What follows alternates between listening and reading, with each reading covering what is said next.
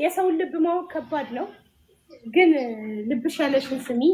እኔ ባንቺ ቦታ በሆን ግን ኮሜንታተሮችም ሀሳባችሁን ስጧት።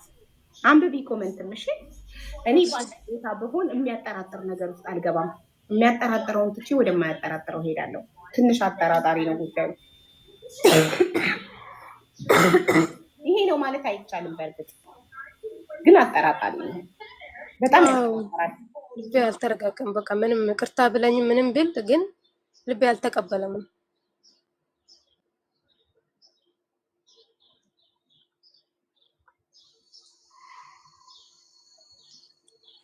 እና አጠራጣሪ ነገር ያለው ነገር ላይ መቀጠል ይከብዳል።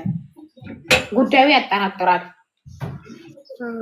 አንደኛ ገንዘብ መጠየቁ በራሱ ያስጠላል። ወንድ ልጅ ከሴት ልጅ ገንዘብ ሲጠይቅ የበለጠ ደግሞ አሁን ዘጋኝ። በመጀመሪያ በገንዘብ እየጠየቀኝ እያለም ዘግቶኛል። በቃ ዝም ብዬ ነበር ስትጓዝ የነበረው። ይሄ ደግሞ ሲጨመርበት ጭራሽ ልቤ ወረደ። በቃ እኔ ባንቺ ቦታ በሆን አልቀጥልም በእንደዚህ አይነት ሁኔታ ላይ።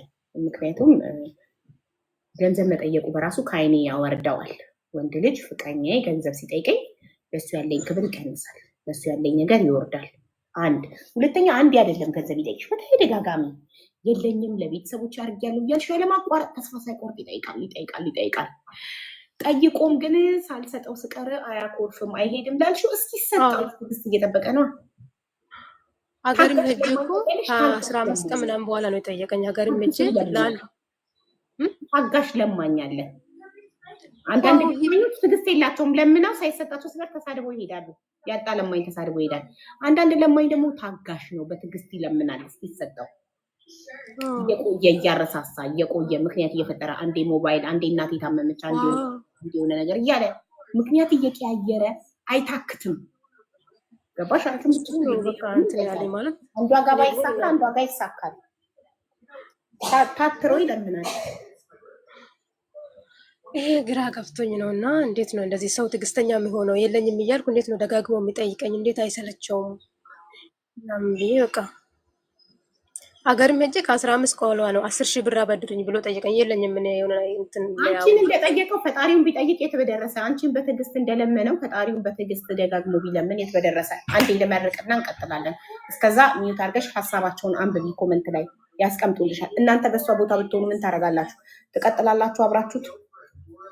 ፖዘቲቭ ወይም ካለው ፖዘቲቭ ነገር ካለኛ ያላየ ነው ማሳዩን ትቀጥላላችሁ ወይንስ አይ ዶንት ኖ። እኔ በበኩሌ አልቀጥልም። በጣም ብዙ አጠራጣሪ ነገር ስላለው እኔ ራሴን ነፃ አወጣለሁ ከእንደዚህ አይነት ሪሌሽንሽፕ። ገንዘብ ከሚጠይቅ ፍቅረኛ ከሌላ ሴት ጋር አንቺ መስለሽኝ ነው፣ አንቺን ለመፈተን አንቺ እየፈተንሽኝ እንደሆነ ገብቶኝ ነው። ኧረ ተፈትነው ሲወድቁ እንዲህ ነው የሚሉት። አንቺ እንደላክሽብኝ ገብቶኝ ነው። አንቺን ስላናደድሽኝ እንደላክሽብኝ ስላላመንሽኝ ስላናደድሽኝ እኔም ላናደድሽ ነው ምናምን። እሺ ዓለም ሰላም ይሁን። ሰላም ለዓለም፣ ሰላም ለሰው ዘር በሙሉ፣ ፍቅር ለሰው ዘር በሙሉ፣ መልካም ነገሮች ሁሉ ለሰው ዘር በሙሉ። የታመሙትን ሁሉ ፈጣሪ ይማራቸው።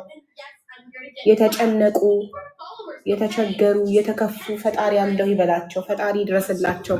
ማንም ሰው እዚህ ምድር ላይ አይክፋው። ማንም አይዘን፣ ማንም አይጣ። ሁሉም የሰው ዘር በሙሉ በሰላም በፍቅር በደስታ በጤና ረጅም እድሜ ይኑር። ትዳር የምትፈልጉ ወንድሞች ፈጣሪ የተባረከ ትዳር ይስጣችሁ።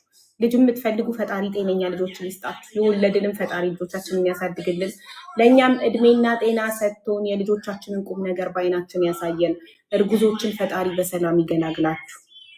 በየሀገሩ በየእስር ቤቱ ያላችሁ ጭንቅ ላይ ያላችሁ ሁሉ ፈጣሪ ከእስር ቤት ጭንቅ ገላግሎ ለቤተሰባችሁ ለሀገራችሁ በሰላም ያብቃችሁ።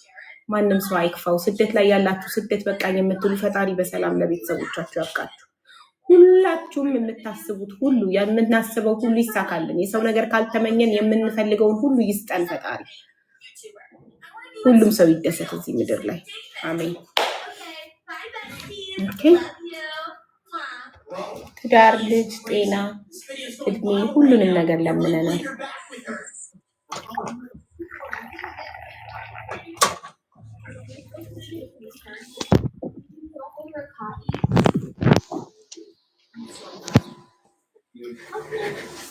ተላረክሽ ነበር እንግዲህ ይሄ ነው ያለው ማሬ። እኛ ብንሆን ኮመንቱ ግራ ያጋባል። ግማሹ አልቀጥልም ይላል፣ ግማሹ ደግሞ አንቺ ደግሞ ልብሽን አዳምጫ። እኛ የሚቀጥልም ማይቀጥልም አስተያየቱን ሰጥቶሻል። አንቺ ደግሞ አስበሽበት ልብሽ ያለሽን ደግሞ ተከታይ። ልብሽን አዳምጪ። ልብሽ ራሱ እኮ ይነግርሻል።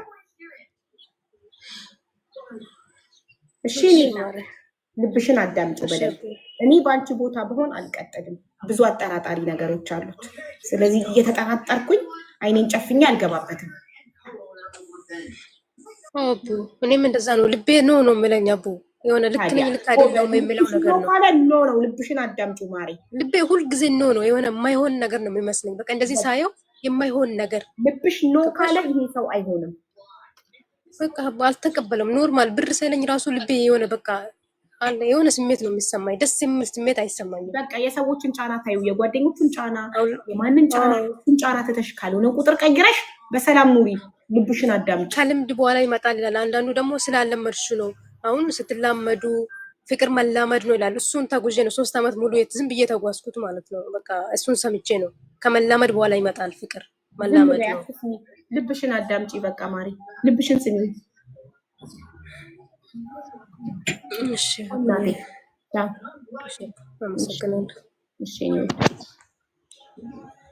እሺ ፎዚያ እንኳን ደህና መጣሽ። ቤተሰብ ሃኒን ፎሎ አርጓት፣ ሃኒን ፎሎ አርጓት። ሁላችሁም አሜንን ፎሎ አርጓት። የኔ ናት አሜን። በልጄ ስም የከፈትኩት አካውንት ነው። አካውንት ሲዘጋብኝ በዚህ እንድንገናኝ ነው። ዶክተር ሀቢባንም እንደዛው ማለት ነው። እና ፎሎ ያላደረጋችኋቸው ፎሎ አድርጓቸው። አሜን እና ዶክተር ሀቢባን ኤኒ ታይም አካውንት ሲዘጋ በዛ ነው የምንገናኘው። ቴንክ ዩ። ሰላም። አይ ምንም አልፈልግበት ይሳል እዛ ነው። እሺ አመሰግናለሁ። ሰላም ሀቡ እንዴት ነሽ ውዴ? ሰላም ነው አለሁ አልሐምዱሊላህ። እኔ የፍቅር ታሪክ አለኝ። ብዙ ቀን መግባት ፈልግ ነበረ እና ዛሬ በአጋጣሚ ገብቻለሁ። እና እኔ አጋጣሚ ተወልጄ ያደግኩት ወደ ሻሸመኔ አካባቢ ነው። ስኖር ከቤተሰብ ጋር ማዘር የለችም። ያደግኩት ከአባቴ ጋር ነው። በአጋጣሚ ከፋዘር ሚስት ጋር ሳልስማማ ቀርቼ ወደ አረብ ሀገር ለመሄድ ወሰንኩኝ። በዛ መሀል ሄጄ እዛ አልተስማማኝም። በ6 ወር ተመለስኩ። ስንበለስ ቤት ያለው ነገር ጥሩ አልነበረም። ማለት ለቤት አንድ ሴት እኔ ብቻ ነኝ። እንጀራ እናቴ ሴት ልጆች አልወለደችም፣ ወንድ ነው የወለደችው። ከሷ ጋር ለመስማማት ሲፈጠር ከቤት ጠፋው ማለት ነው። ከዛ ጠፍቼ ከሀገሬ ሞጆ የሚባል ሀገር ምሳ ልበላ ስወርድ የሀገሬ ልጅ አገኘሁት።